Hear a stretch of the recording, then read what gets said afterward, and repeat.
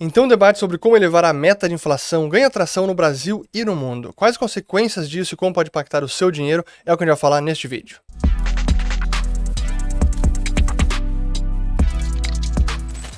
Muito bem, a todos aqueles que estão chegando agora aqui no canal, meu nome é Fernando Urch, aqui a gente fala de economia, mercados e investimentos. Se vocês gostarem do conteúdo, considerem se inscrever, ativando o sininho aqui embaixo e também compartilhando este vídeo.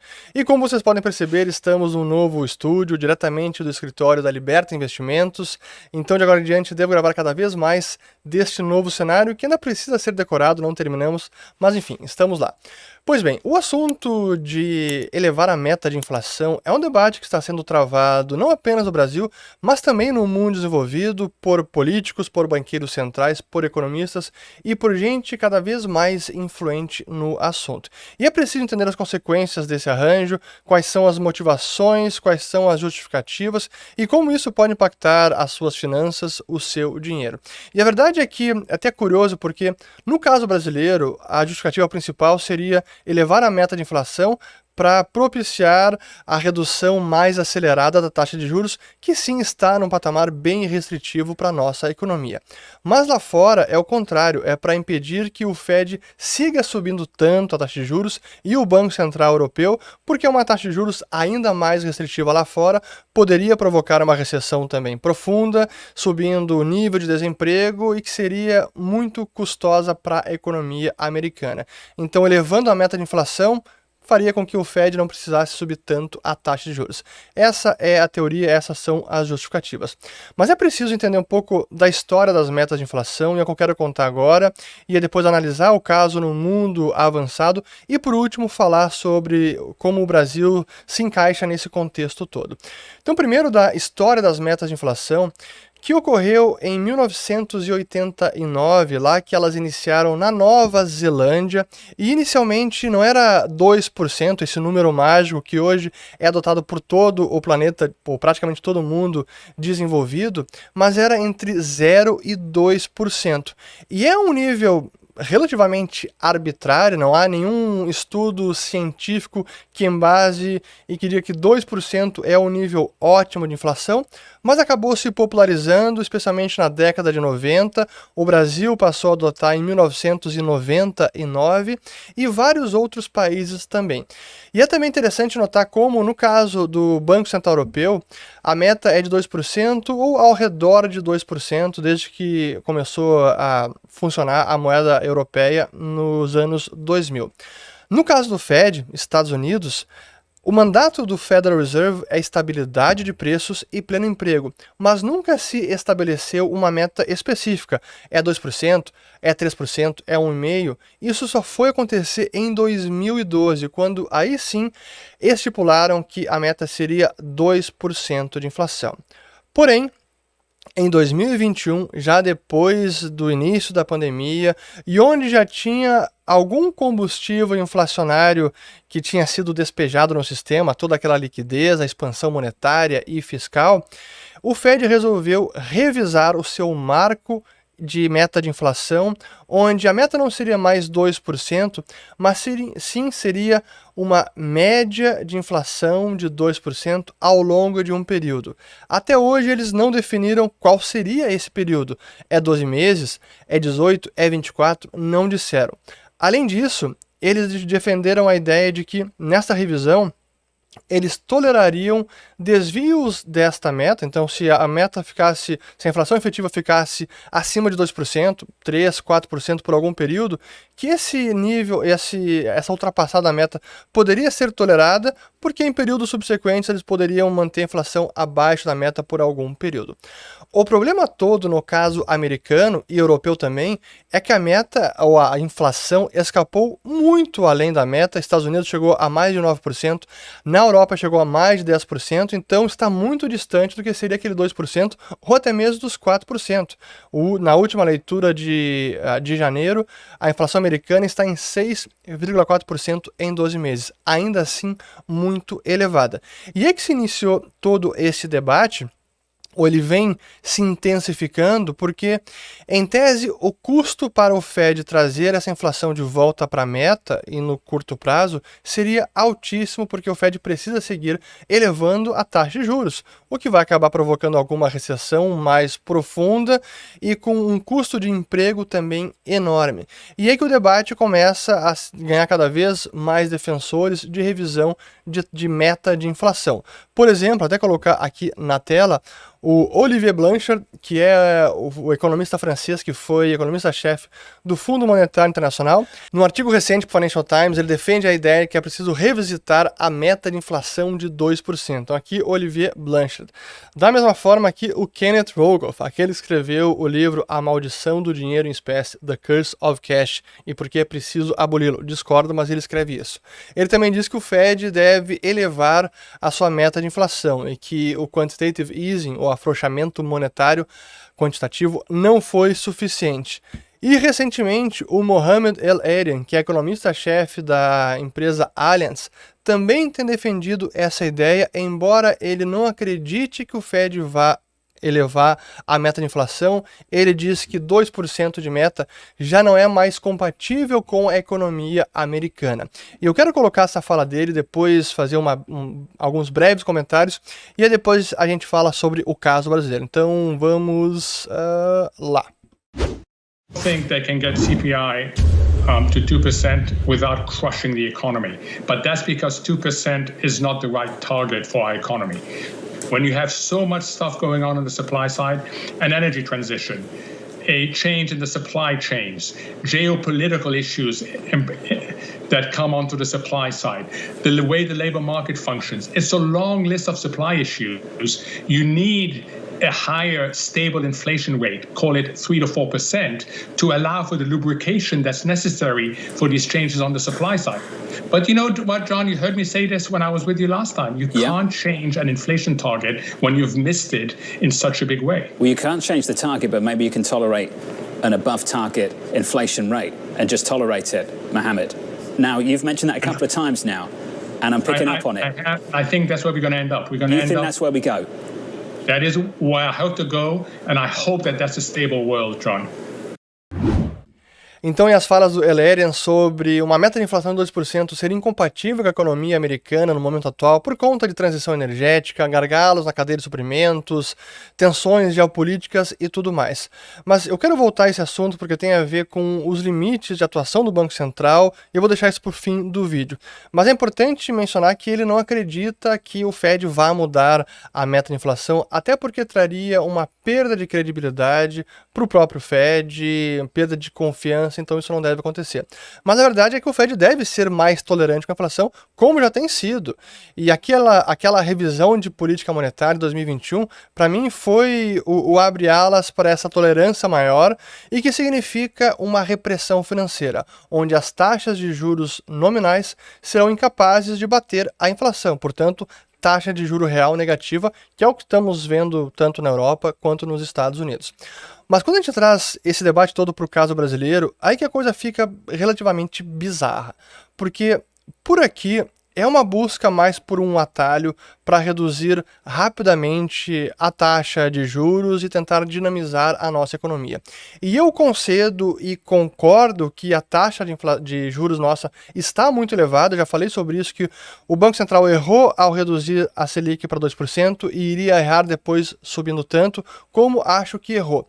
Mas como reduzir é o X da questão, porque simplesmente reduzir agora a forceps e ceder a essa pressão política e às campanhas do PT e dos seus aliados pode também trazer uma perda de credibilidade e até ser contraproducente, onde uma redução precipitada da Selic poderia se traduzir em elevação de juros em toda a curva, desvalorização de câmbio, mais inflação, justamente o oposto do que nós deveríamos perseguir. Então não é tão simples começar a reduzir logo a Selic e muito menos elevar a meta de inflação, o que também seria uma perda de confiança ou minaria a credibilidade do Banco Central.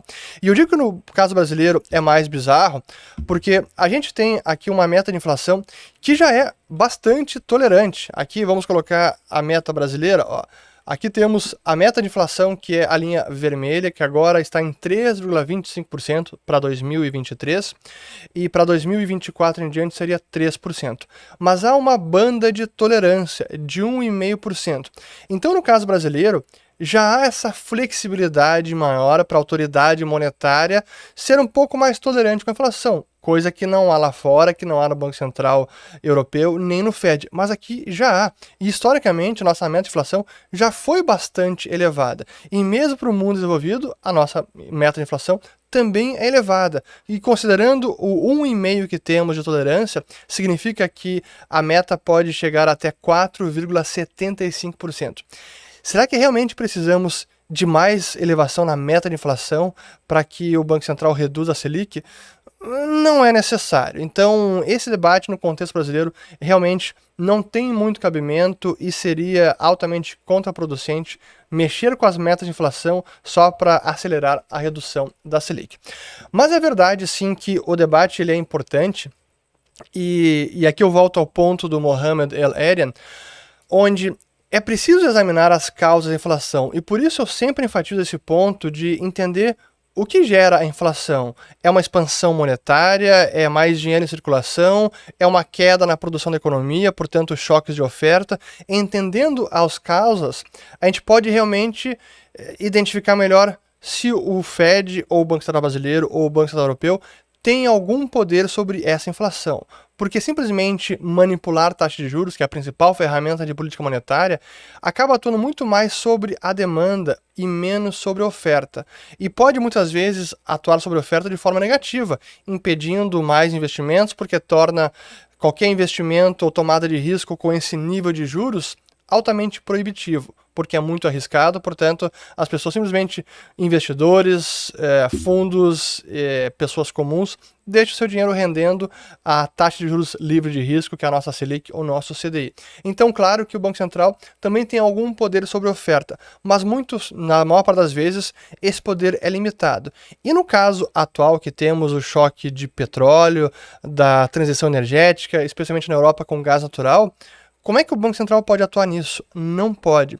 Mas é preciso entender todas as causas. Essa é uma delas. A outra, e que na minha avaliação foi a principal, especialmente no início do processo inflacionário global, foi a grande expansão monetária que tivemos em 2020 e 2021. Já cansei de fazer vídeo sobre isso, vou colocar algumas referências aqui abaixo, aqui nos links acima. Mas a verdade é que a gente vê que esse debate ele sempre volta à tona e até hoje não temos um consenso pelos economistas. E aqui no Brasil, mais recentemente, tivemos o André Lara Rezende falando sobre isso numa entrevista que ele deu para a Band, onde eu até vou colocar esse vídeo aqui, onde ele fala, assim como vários outros economistas têm falado, que moeda não importa, que expansão monetária não é causa de inflação. Eu vou colocar esse breve trecho e depois eu vou refutar essa fala dele com um outro trecho de outra entrevista. Já vamos chegar lá. Então deixa eu colocar aqui e vamos escutar o André Lara Rezende. Vamos lá. Então diz, o que provoca a inflação é a desorganização do Estado. O que se chama em inglês failed states, estados que desorganizaram completamente, fracassaram, sempre tem inflação. Perfeito? É o caso da Venezuela, o que aconteceu disso. A Argentina é um estado muito confuso. Então, o Plano Real, a URV, é uma ideia, isso é simplesmente um mecanismo de desindexar a reflação do passado. Mas você precisa que o país perceba que está com uma organização política e institucional estável. Se não houver isso, não há como combater a inflação. Perfeito? E a verdadeira inflação só aparece quando perde credibilidade institucional e legitimidade do Estado. Este é o ponto fundamental. Não tem nada a ver com moeda, com emissão de moeda, como está demonstrado. Perfeito? Pois bem, aqui então ele fala que inflação não tem nada a ver com moeda, com emissão monetária. E eu quero usar justamente então o Alberto Fernandes, já que o Lara Rezende mencionou a Argentina, eu vou usar o próprio Alberto Fernandes, que dias antes dessa entrevista do Lara Rezende na Band, ele também esteve na Band respondendo algumas perguntas, e embora muita gente até faça a chacota de algumas falas do Fernandes sobre a inflação argentina, que ela é autoconstruída, está apenas na cabeça das pessoas, a verdade é que o Fernandes ele tem algum domínio sobre o fenômeno inflacionário e ele reconhece que emissão monetária também é, pelo menos, uma das causas da inflação. Então deixa eu colocar aqui esse trecho agora do Alberto Fernandes. A legenda está ali já justo no vídeo, então vamos lá. Primer punto que me parece que hay que... La primera pregunta que creo que hay que hacerse ¿es verdad que hay una sola causa generadora de la inflación? Mi respuesta es mentira. La inflación es el resultado de múltiples causas, no de una, de múltiples causas. Claro. Inclusive a expectativa, ¿no? Exactamente. Una de las causas es la emisión monetaria desmedida. ¿Es la única? ¿Es la determinante? No, es una de las causas. 2, el déficit fiscal también es generador de inflación, porque ¿cómo cubre uno el déficit fiscal? Emitiendo. Y eso provoca una aceleración de la moneda, del curso de la moneda, que tiene un sentido inflacionario. Ahora, então vejam que o próprio Alberto Fernandes reconhece a emissão monetária como sendo uma das causas da inflação e que uma das causas da emissão monetária é o déficit fiscal. E é importante reconhecer isso justamente quando se fala da autoridade monetária e como o Banco Central pode combater a inflação, porque muitas vezes é o próprio Banco Central que sanciona essa emissão monetária, como ocorre na Argentina e como aconteceu com o Fed em 2020 e 2021. Não foi apenas o fiscal, foi junto fiscal e monetário, por isso tivemos a maior expansão dos agregados que não tinha se visto nem durante a Segunda Guerra Mundial. E é preciso separar o que é apenas base monetária e agregados, também já fiz vídeo sobre isso, não vou entrar nesse detalhe agora, vou colocar o vídeo aqui em cima para quem quiser assistir. Mas enfim, a verdade é que esse debate ele está sendo travado, e eu não acredito que vai haver uma mudança de meta de inflação nem lá fora, nem aqui no Brasil, embora lá fora haja uma tolerância maior e seguirá havendo uma tolerância maior com a inflação, significa que a repressão financeira está aí. E para quem investe e precisa poupar o seu dinheiro, realmente é difícil porque os bancos centrais e os governos não querem que você proteja o seu patrimônio. Eles realmente querem pagar as suas dívidas trilionárias com inflação ou com taxa de juro real negativa. É isso que querem fazer. Aqui no Brasil é semelhante, mas não no mesmo nível que a coisa está lá fora. Aqui ainda temos alguma taxa de juro real positiva. É excessiva? Sem dúvida, concordo também. Acho que o Banco Central errou nisso. Mas como fazer agora essa mudança de curso e reduzir a Selic é o X da questão. Na minha avaliação, precisaria não é apenas um debate sobre a atuação do Banco Central, mas também as sinalizações do governo, as sinalizações do fiscal. E simplesmente um pacote tapa-buraco, como que foi já divulgado no início do ano pelo ministro Haddad, isso não é suficiente. Como vai ser agora o novo regime fiscal, o novo controle que deve ser divulgado em março, não sabemos. Mas é preciso algo crível que realmente controle o fiscal. E não adianta também apenas comparar o Brasil com o emergente, dizendo, não, o Brasil tem o mesmo nível de dívida pública que outros emergentes, até ligeiramente mais abaixo. Até pode ser verdade, mas quando a gente olha o perfil da nossa dívida, é uma dívida muito pior, onde o Estado acaba se encontrando numa situação mais fragilizada por conta da sua história fiscal. Como, por exemplo, a nossa dívida vence, em média, em menos de 4 anos. O México é quase 8 anos. Chile é 11,4 anos. Então, a rolagem da dívida é muito mais alongada. Isso significa que o Brasil, a cada 4 anos, paga toda a sua dívida. No Chile, eles podem fazer isso a cada quase 12 anos. Então há uma grande diferença quando se compara o Brasil com outros países. Mas enfim, para o investidor, a mensagem final é que nenhum banco central e nenhum governo quer que você realmente proteja o seu dinheiro.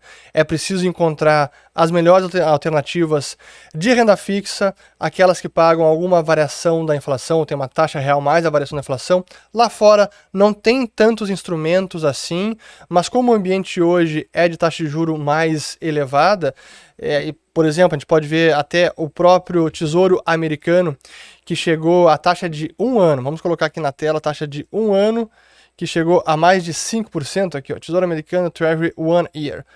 A mais de 5% já é um rendimento razoável para um título que é considerado o mais seguro do planeta.